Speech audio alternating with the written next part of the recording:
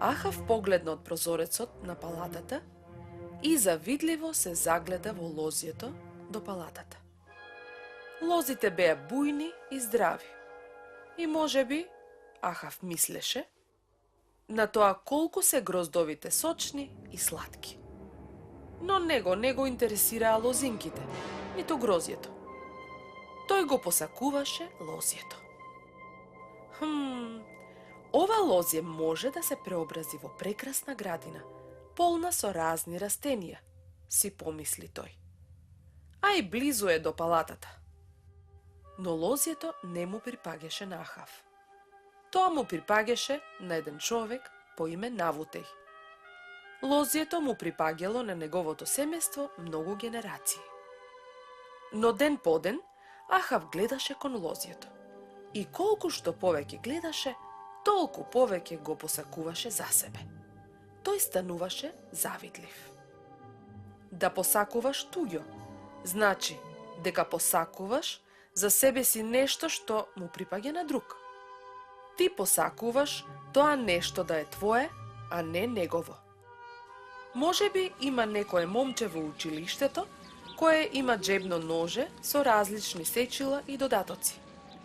Ти не можеш да си дозволиш да купиш такво ноже. Камо да можев да го имам, си мислиш? Тоа е посакување туѓо. Девојките сакат прстени. Си видела ли друго девојче кое носи прстен што ти го посакуваш? Дали толку си го посакувала што си станала љубоморна на таа личност и тоа толку што си посакувала да й се случи нешто лошо? Тоа е посакување туѓо. Може би си видел нешто во продавница и ти се допаднало. Секој ден кога се враќаш од училиште дома, застануваш и го гледаш тоа нешто. Колку повеќе го гледаш, толку повеќе го посакуваш и сакаш да е твое. Тоа станува толку лошо, што веќе не можеш да мислиш на ништо друго, па дури и размислуваш како да го украдеш. Тоа е посакување туѓо. Во Светото Слово, Библијата, Бог вели дека посакувањето туѓо е грев. Во 10-тата заповед се вели да не посакуваш ништо што му припаѓа на твојот ближен. Тоа значи да не посакуваш ништо што му припаѓа на некој друг човек. Еден ден Ахав не можеше повеќе да издржи. Отиде да разговара со Навутеј. Сакам да ми го дадеш лозјето, рече тој. Сакам да го направам градина и во него да одгледувам растенија, зашто е близу до мојата палата. Во тоа време, луѓето често одгледувале растенија до куќите каде што живееле, за убавиот мирис да ја освежува куќата. Во замена ќе ти дадам подобро лозје, рекол Ахав. Или, ако повеќе сакаш пари, ќе ти платам колку што ќе побараш. Ахав беше цар. Зар немаше право да го добие тоа што го сака? Не, Навутеј знаеше дека неговите предци го добиле тоа лозје како наследство кога се населиле во земјата Ханаан. Беше забрането тоа да се подарува или продава. Да не даде Господ да ти го дадам тебе моето наследство, храбро рекол Навутеј. Не кажал ништо друго, не се расправал, само го кажал тоа што знаел дека е праведно. Ахав не бил задоволен. Се вратил дома многу лошо расположен. Легнал на креветот, ја свртел главата кон зидот и почнал да се однесува како налутено дете. Замисли си возрасен човек кој се однесува така. Ахав бил многу грешен и неразумен. Бог му го дал царството Израел и му помогнал во борбата против неговите непријатели. Имало толку многу нешта за кој можел да му благодари на Бог и да биде задоволен, но не бил задоволен. Може би ти немаш се што сакаш, но имаш многу повеќе отколку некои други луѓе. Во Библијата пишува дека треба да сме задоволни и благодарни за тоа што го имаме, а не постојано да бараме повеќе. Ако навистина имаш потреба од нешто, моли се за тоа. Се разбира дека треба да си сигурен дека Господ Исус Христос е твој спасител и дека ти си му послушен во се. Тогаш, ако тој смета дека ти е потребно тоа што го бараш, тој ќе ти овозможи да го добиеш. Но биди трпелив. Можеби ќе треба да почекаш додека не заштедиш доволно пари од џепарлакот или додека не ти го купат тоа што го сакаш како роденденски или божиќен подарок. Бог никогаш нема да те лиши од добрите работи. Језавела, жената на Ахав, се прашувала зошто Ахав не јаде и отишла кај него за да дознае што не е во ред. Зошто си толку натажен и зошто не јадеш? Го прашала таа. Затоа што побарав од Навотеј да ми го продаде лозјето или да ми го даде во замена за друго, но тој не сака. Намуртено објаснил Ахав. Што? Леле, зар не си ти владател на оваа земја? Налутено прашала Језавела. Стани од креветот, јади нешто и не грижи се. Јас ќе ти го дадам лозјето на Навотеј. Језавела не беше еврејка. Таа не беше од Божите луѓе и не и беше грижа за Божите закони. Може би таа мислеше дека царот мора да добие се што ќе посака, дури и без да треба да праша. Но Ахав, бидејќи беше евреин, требаше да знае подобро. Тој ги знаеше Божите закони и знаеше што е праведно во очите на Бог, но дозволи врз него да влијае Језавела. Дали одиш по грешните патишта на други луѓе? Дали ги поддржуваш нештата што тие ги кажуваат и прават, зашто знаеш дека тоа е по нивна волја?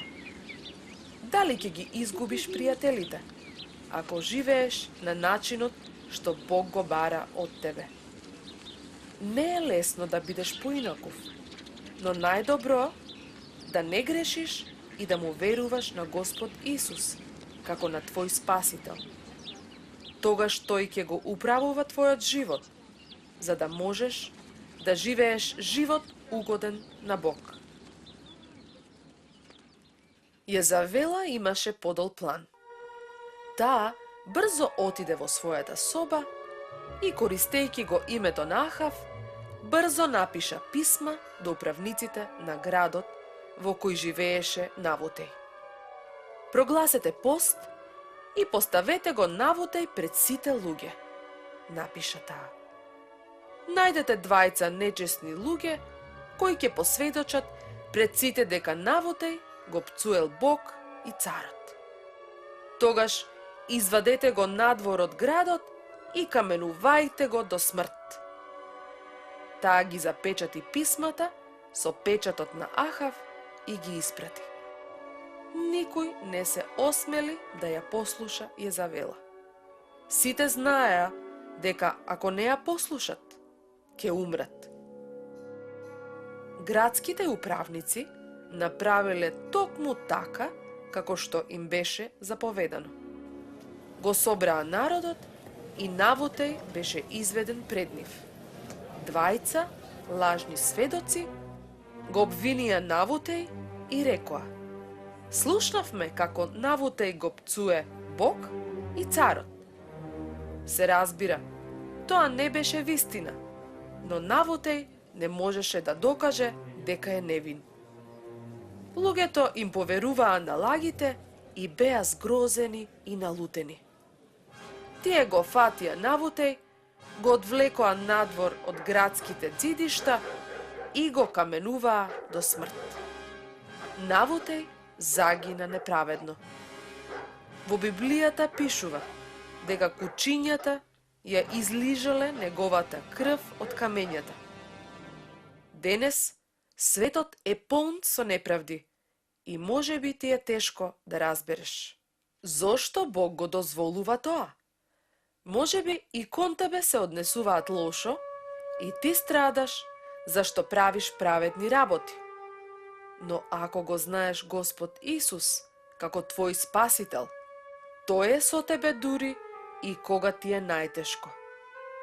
Еден ден, кога Исус пак ќе дојде со сета негова мок и слава, сите гревови ќе бидат казнети и ќе биде исполнета сета правда. И Господ Исус пострада неправедно. И за него имаше лажни сведоци, кои зборуваа лаги и го убија поради гревови што ги немаше направено. Но неговата смрт беше дел од Божјата замисла, за да се спасат грешниците. Господ Исус ја зеде врз себе Божјата осуда за гревот за сите тие кои му ја дале својата доверба нему како нивен спасител. По 3 дена тој воскресна од мртвите и денес живее за да биде твој спасител, да го земе твојот грев и да живее во тебе преку неговиот дух. Дали си се одвратил од твојот грев и си поверувал во него, тој да го направи тоа? Веста за смртта на Навутеј брзо дојде до Језавела. Нејзе не и беше ни најмалку жал за тоа што го направи. Барем се уште не. Всушност, таа беше радосна. Таа му ја кажа веста на Ахав. Стани, му рече таа. Оди и земи го лозјето на Навутеј за себе. Лозјето што тој одби да ти го даде. Навутеј е мртов. Ахав отиде и го зеде лозјето на Навутеј. Никој не ја знаеше причината зошто беше убиен Навутеј и вистината дека тој беше невин. Но Бог знаеше. Ахав и жена му сгрешија, мислејќи дека лесно ќе се избават од тоа злосторство. Бог гледа се и слуша се. Тој ги знае дури и нашите мисли. Бог му проговори на пророкот Илија. Оди да се сретнеш со Ахав. Тој отиде да го земе за себе лозјето на Навутеј. Таму ќе го најдеш. Речи му, Бог вели дека ти уби за да го добиеш тоа лозје. Кучињата ќе ја излижат и твојата крв на местото каде што ја лижеа крвта на Навутеј. Значи, сигурно и Ахав знаел за злобниот план на Језавела, но дури и да не знаел тогаш, сигурно веќе му било јасно дека таа е одговорна за убиството на Навутеј. Затоа и тој беше виновен. Илија строго влезе во лозјето. Бидејќи Илија секогаш се застапувал за правдата и зборувал против гревовите на Ахав, Ахав го мразел Илија.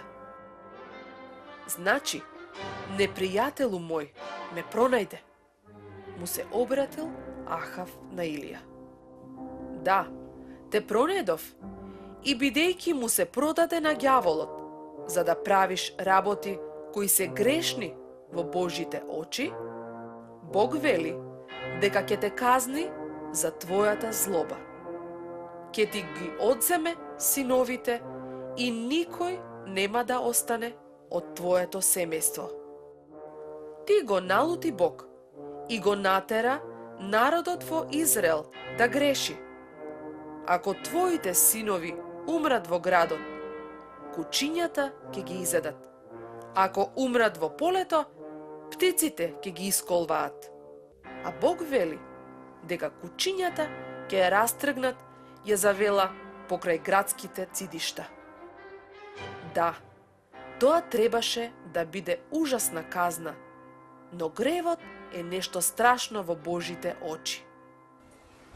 Ако ти знаеше колку се злобни и лоши твоите гревови во очите на Бог, навистина ќе ти беше жал за твојот грев и ќе викаше кон Бог молејки за милост. Тогаш ќе разбереш зошто мораше да умре Господ Исус. Ќе поверуваш во Него и ќе му бидеш послушен како на твој Господ и Спасител.